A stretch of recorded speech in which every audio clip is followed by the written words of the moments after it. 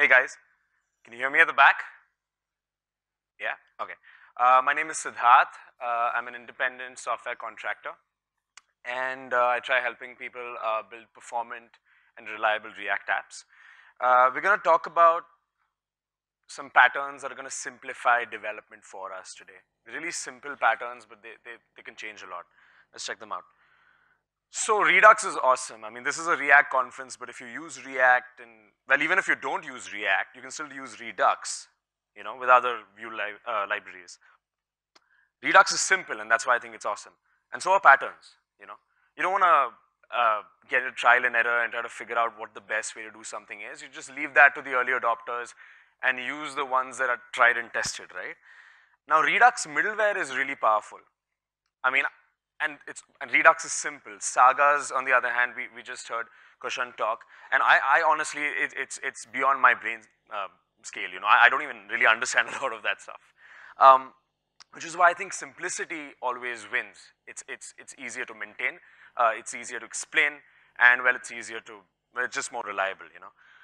What are the pain points that we see when we build React apps and consume APIs and use Redux to store that data? Authorization very often becomes a little tricky to do because, well, you have 100 different standards, and then you have the idea of tokens expiring, and then you need to refresh them, etc. How many of you have seen this? How many of you consider this to be a real problem that you have to deal with on a day-to-day basis? Okay, so not a lot of people. But what about automatic retries? What if your network fails, or what if your server happened to go down for a second? That's again an issue that we see often, right? And you want to build an app that is able to prevent all of this from breaking the user experience. But it's not easy to do. Also, stuff like race conditions. When you have, say, I mean, like we just heard Kushan talk about, if someone was logging in and then logged out, or if someone happened to load a page where some data was being fetched, but then very quickly switched to another page. In that case, do you still want to load the data for the previous route? Things like these are hard to do well. And you don't want to do these things in your app code. You ideally want some kind of framework or library that does this for you, so you don't have to worry about it on every instance, right? Now, there are 100 different ways of fetching things and putting them in Redux. I mean, async with Redux hasn't been simple, and there isn't one real solution. You can use thunks, there's sagas, we just heard about that. There's even promise middleware where you just return one, right?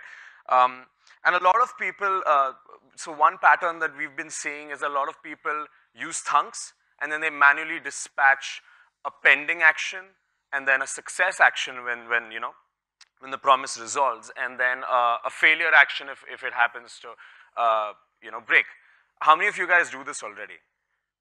So a lot of you guys. Now, why I think that's a problem is because now you have identical code in probably 30 different parts of your app. Every time you do an API call, you have the exact same code in all these places. And if you had to change all of this, or say you wanted to move to sagas even, you'd have to touch a lot of your code. And that's not great, right? How many of you guys use Redux middleware and write your own middleware?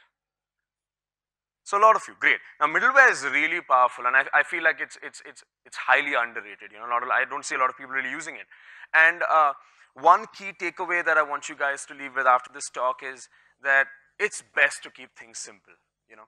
The simpler your architecture is, the simpler your patterns are, it's just easier to maintain. Let's look at how people already do this. So you want to fetch some pizza from the new hipster cafe in Bangalore, and you do the API call, and then you wait for your success case, and when you succeed, you dispatch another action to receive the pizza, and then if it fails, you dispatch a failure action.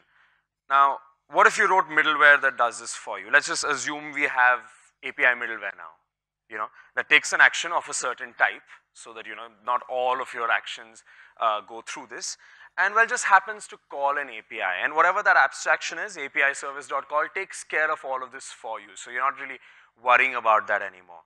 What would this look like? I mean, it's the same code you wrote in a lot of different places, but now it's in one place, right? You do a fetch, right? Before the fetch, you call start API request, which basically dispatches an action saying, hey, I've started. And if you realize that your response is okay, you complete it, which dispatches your success action, or you catch it and dispatch your failure action. Now, this is really simple, but let's look at how much more we can do with this simple pattern. This is how you call an API now. Simple, right? You just dispatch an action, you're done. Your view layer calls one action creator, dispatches it, doesn't have to worry about anything else. You don't have to add error handling in different places. You don't have to dispatch multiple actions. It's just simple. Let's look at authentication. So we saw this pattern where we wrote some middleware, which is going to help us call APIs. But now we have some APIs we're consuming that requires authorization. Now there are a bunch of different tokens, and I think token expiry is a huge pain, because let's say I'm ordering a pizza, and I, went out for a walk and came back, and now I hit checkout, and oops, my token's expired, so I can't, I'm gonna have to refresh my page and figure out what to do, and that's just a terrible user experience because you just wasted time, So how do I take care of something like that? Now you could manually do it, where you check every time someone, every time you make an API request that, hey, is my token still okay? Or, and this is how you, do it manually. You just pass the header and then you'd, get the token from your Redux state. And well, you could also add logic here, like I said, to check if that token had already expired or not. Or, and by the way, when, like I was talking about the user, when the token expires, this is what happens, and that's terrible. Because I want pizza, right? Everyone wants pizza. So how do you simplify this? And how do you automate this? We saw middleware earlier. Now that we have one sort of pipeline that controls all of our API calls and all of our consuming async, services, it's really simple to just add an if-else statement here. If you want to change this logic, you can do it in one place. And all you need to really do is check every time you make an API call, hey, is my token refreshed? Do I need to refresh my token, or not? And if I don't, you just move on. Now, let's talk about automatic retries, right? How many of you guys actually think of this as something you should implement in every production app? How many of you guys implement it today? And is it painful for you to implement it? Put your hands up if you think it's a pain. Okay, you do, great. And that's because every time you call an API, you had this custom thunk that you sort of returned to your thunk middleware, and you did all of that logic manually, etc. And again, if you want to do this, you're going to have to do this in 15 different places. Now that we've sort of identified how to remove that and put it in one place, let's look at how you do that. You have the same API middleware that we've been talking about all this while, and when you call the function, you have an error handler, right, on the catch. It's really simple to just check there how many attempts have already happened, and well, you just retry if you want to. It's really that simple. Now, what do you gain out of this? The fact that what you gain out of this, in my opinion, is that you're not rewriting code. Suddenly, it's all in one place, and well, your user's gonna have a great experience because next time something breaks, or if the network crashes, or if anything goes wrong, you're gonna be able to automatically retry. And again, this is not code you wrote anymore. This is not app level code. This is just code that's in your sort of library, or the abstracted away middleware that we're talking about here that's gonna help you. And again, this would not have been possible had we not passed all of our API calling behavior through this middleware, had we not built this pipeline. Let's talk about cache. Now, why do you really want to cache anything at all? I mean, you have automatic retries here, and then, you've got everything working great. We as developers usually build on like the best networks and the fastest computers. So it's very rare that we actually bother about things like these. But in a developing country and in developing, if your audience is using, phones that still don't support, say, 4G, and they have bad network, etc. How do you make things faster for them? You cache them, right? But again, there are 100 different ways to cache things. You could, I don't know, put it in local storage, you could put it in async storage. But what, I mean, you could even use service workers, and I think that's honestly one of the cleanest and the nicest way to do it. However, what about browsers that don't have it, like Safari? What do you do then? How many of you guys have seen this on a day-to-day basis? How many of you guys actually cache data that you fetch on the client side? So a lot of you. So it is a real problem then, right? And how many of you guys have custom implementations that do this for you? A few of you, great. And isn't that a lot more code to maintain? Like, do you like having that? I mean, how many of you guys think the custom implementation is okay and you're happy with it? So that's no one, really? Okay, so great. Let's also talk about one more use case. We're using React, we're using Redux, but what if you're building a desktop app or a React native app? You can't use service workers in some of these cases. What do you do then? How do you cache stuff? Now, there's this library called Redux persist, but again, it's very little code, and you could write this yourself. And well, it's as simple as when you create your store, you add one more middleware, all right? Or rather, you don't actually add middleware. It's this other function that you pass your store to. And what this does is that it saves the state of your store intermittently, and you can control that. You can also whitelist what you want to save, because very often you don't want to save everything, you know. In this case, you see cart and checkout there, but those might not be things that you really, I mean, in your use case, they might not even be relevant. But the point here is, you've persisted your store and you haven't done it with a custom implementation. It's just, it's there on a global level. However, there's one big catch here. Now, every time you build something that, every time you have a cache, you have a race condition problem, right? Because now, are you going to use the cache data, or are you going to use, fresh data that you just fetched? Which one are you going to pick? How many of you guys have seen this as a problem? And it can be a really big problem in apps where this sort of data is critical. Like, let's say you're building an e-commerce app and your cart is cached, and I opened the page again, and my cart's being fetched from the server, but I already have my client-side cart. When I hit checkout, which one do you check out? And that's messy, right? So how do you control that? How do you make sure that before you rehydrate your cache, you make sure that, you don't conflict that with actions that are currently occurring, or things that would, update the store independently from that? How do you take care of behavior like that? Now, there's again this library called Redux action buffer, and like the name, it's pretty obvious what it does, right? It gives you a queue and lets you buffer actions, and every time you dispatch another action, it checks whether, hey, am I still waiting on a buffer, or can I move on with this? And yeah, I mean, let's just say you buffered rehydrate, you're going to be able to solve this problem. But again, the idea here is that these are simple tools, but they solve really big problems. And they give us patterns where we don't have to worry and think about these things. So we can build the app and actually make money, or help people, whatever you're doing. And yeah, that means a lot more pizza for everyone. Thank you. If you'd like to work together, and hit me up on Twitter or email me. I'm happy to take questions, or you can meet me outside later. I'll be here all day. Thanks.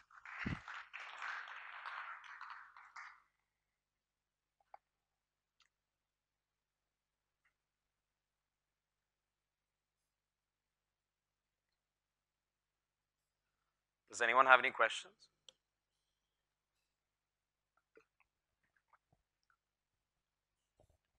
Hello.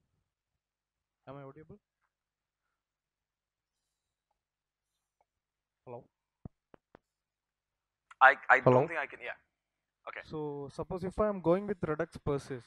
Could you speak a little louder? I'm so sorry. I don't think I So can. if I am going with Redux persist. Right. So suppose if I want to sync back my already stored data back to the server, do you came across any syncing mechanism?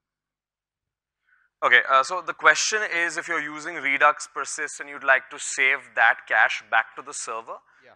and if there's any pattern I would recommend that you do in a case like that, Yeah. right? Yeah. Okay. I personally think that's a different problem here than caching, because caching has to do with the client side moving quickly, even if you were offline, or not having to fetch something. What you're talking about is a synchronization problem. And again, middleware, keep it simple. Write middleware like we have an API calling middleware here. You could write a synchronization middleware that basically checks on, say a timeout or on some date or time, like however you want to set that up, and makes an API call and makes sure that the local state is synchronized over maybe even a WebSocket or something like that. There are a lot of ways to do it. But yeah, I'd say, again, middleware. Write abstractions that let you not worry about these things when you're writing your app code. Does that answer your question? Yeah, okay.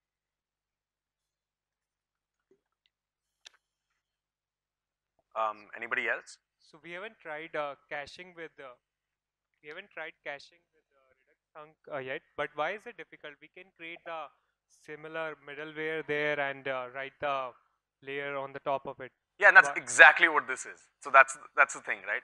Redux persist is basically about 100 lines of code and it's middleware that does it. So you could write your own. Exactly. The point here is it's simple, right? Something like, say, for instance, if you were to do this with sagas, uh, I mean, I personally don't think it's as simple as this is, because here it's really predictable. You know what's going to happen. There's one strict pipeline, and you know every time an action gets dispatched, you know exactly what the pipeline is and what it's going through. So yeah, I mean, absolutely. Feel free to write your own middleware, or if you don't want to maintain it, use what's already there. Uh, Hello. In terms of all the storage solutions that you mentioned, Right. local storage, IndexedDB, WebSQL, everything you mentioned, and even the cache API that service workers have, uh, what is like something that works across browsers and you would recommend for storing things?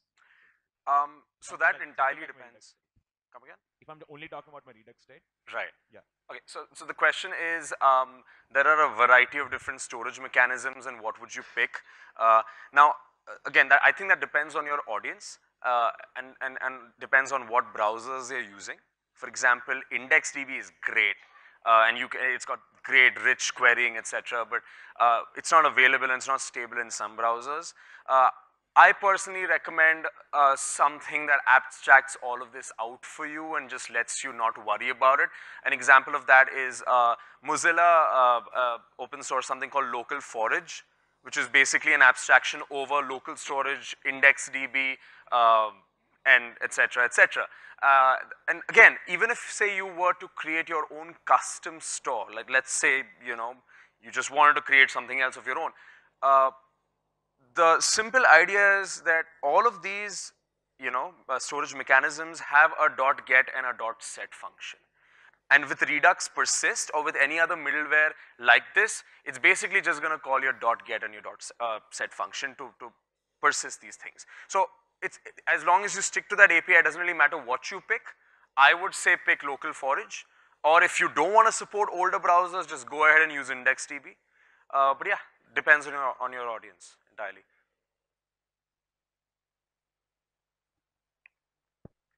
Hey Siddharth. Hey. Yeah. So actually I'm working on one enterprise application and in which we have to call multiple services. Let's say for every 15 seconds. So it's kind of calling of multiple handlers. So in this case, what do you suggest? How should we manage it? Okay, so the question is that you're building an app where you have a lot of services being called intermittently and you don't want all of them to sort of race together and it's just messy.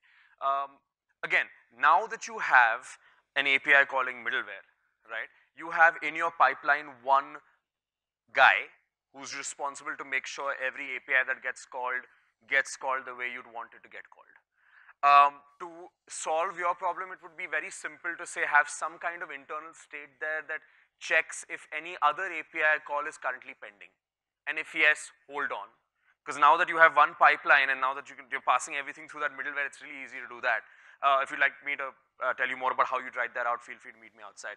But basically write middleware for it. Make every time you get an API call dispatch, like the one that we spoke about in the code earlier, check in that class, or in that API calling middleware, if any other API call is being waited upon right now. If it is, defer it, buffer it. We also spoke about action buffers. You can use that to do it. And the beauty of that then is that you're not waiting on like 15 different API calls at the same time, especially if they all return the same thing. You're basically debouncing them. So yeah, that's how you do it. Does that answer your question? Okay. Thank you, Sidharth. That's Thank you.